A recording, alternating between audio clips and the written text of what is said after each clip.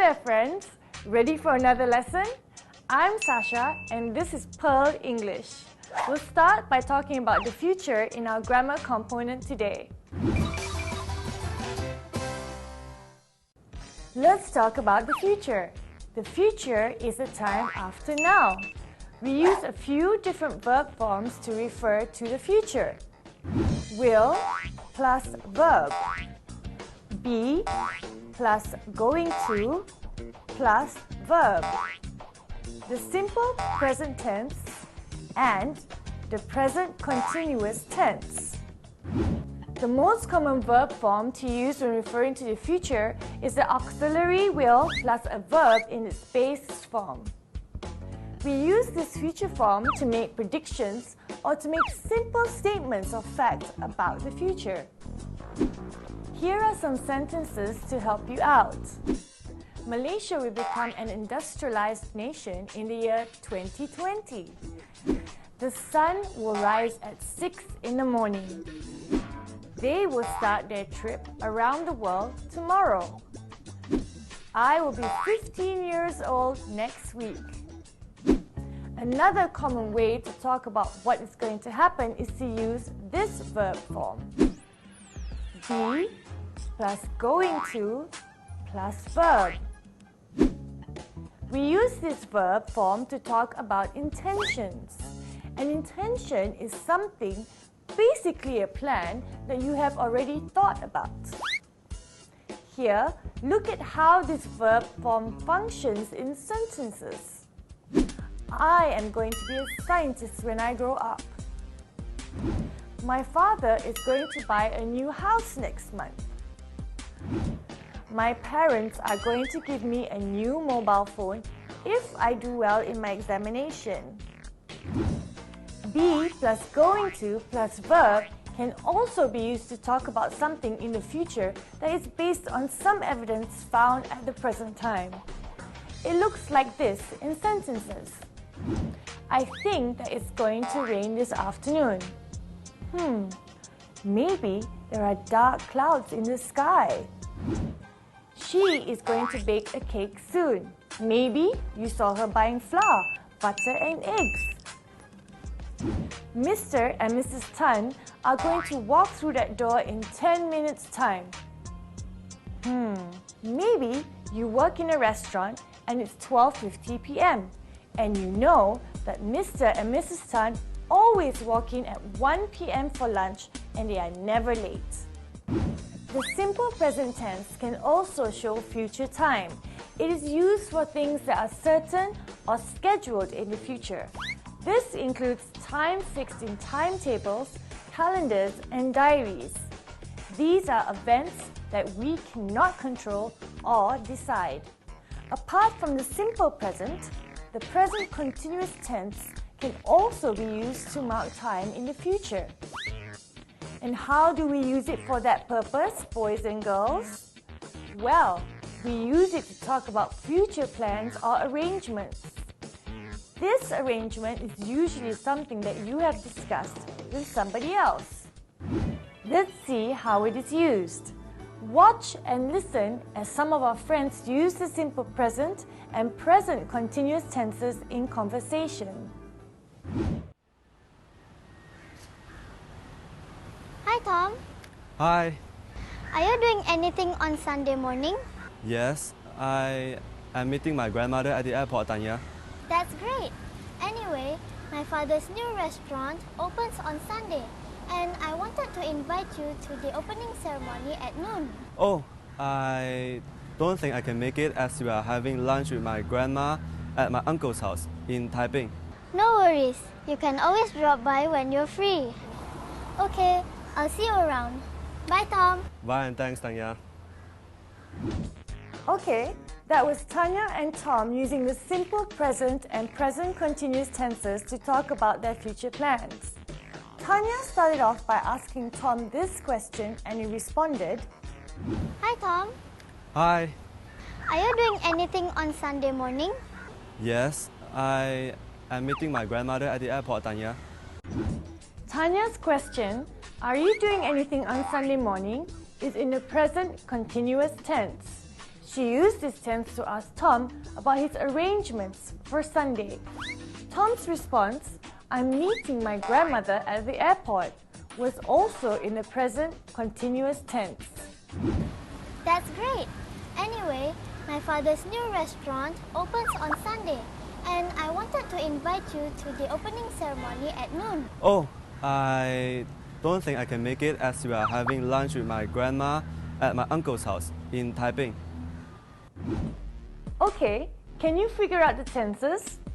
Well, Tanya used the simple present verb form opens to talk about her father's new restaurant that will open in the near future.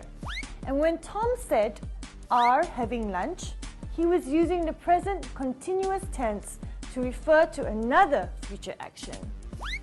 Well, that's how you use the simple present and the present continuous tenses to talk about what you want to do in the future. Keep practicing, okay? A compound noun is a noun that is made up of two or more words. Compound nouns can be written as a single word, as two separate words, or with a hyphen.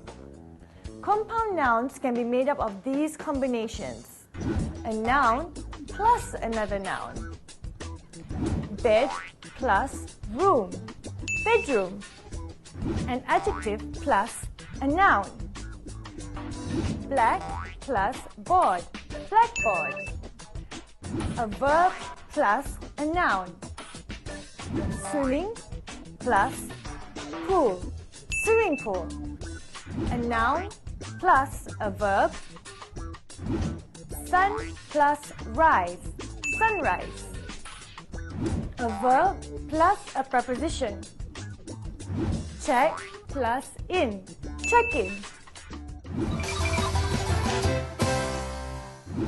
Okay, it's poetry time, and we're going to look at the setting and message in William Henry Davis's poem called Leisure.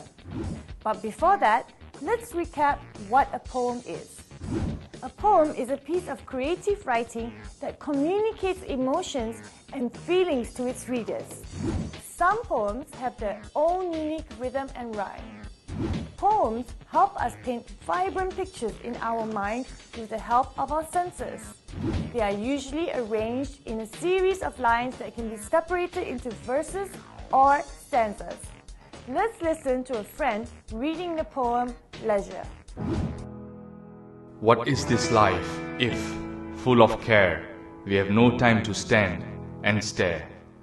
No time to stand beneath the boughs and stare as long as sheep or cows.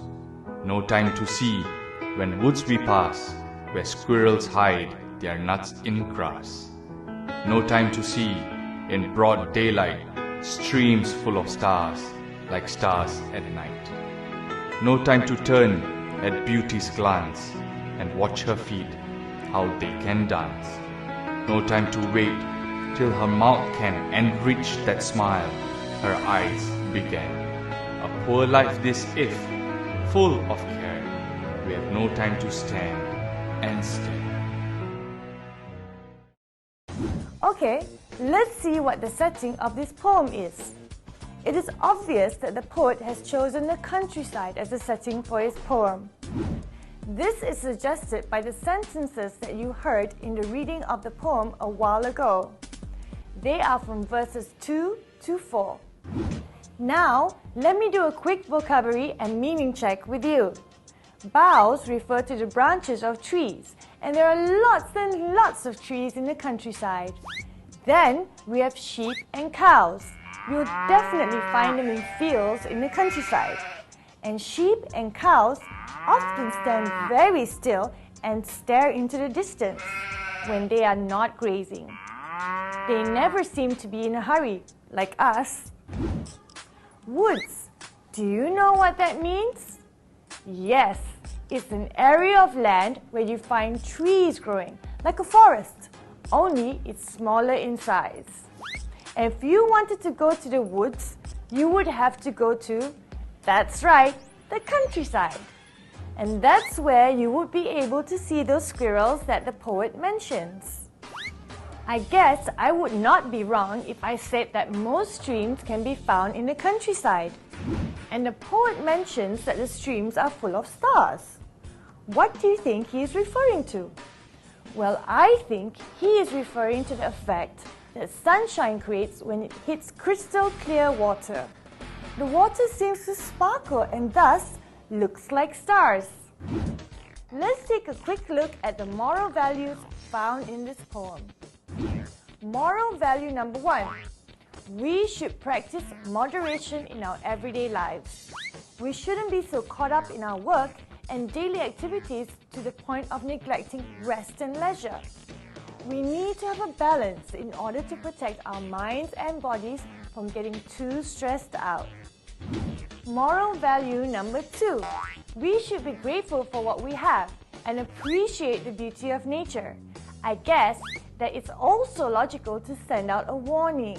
We need to protect nature and do everything in our power to save it from destruction, or else there will be nothing left to appreciate. Well, that's all the stuff I have for you today. I hope that it has helped you improve your grammar, your vocabulary, and your understanding of the poem. So, bye-bye for now!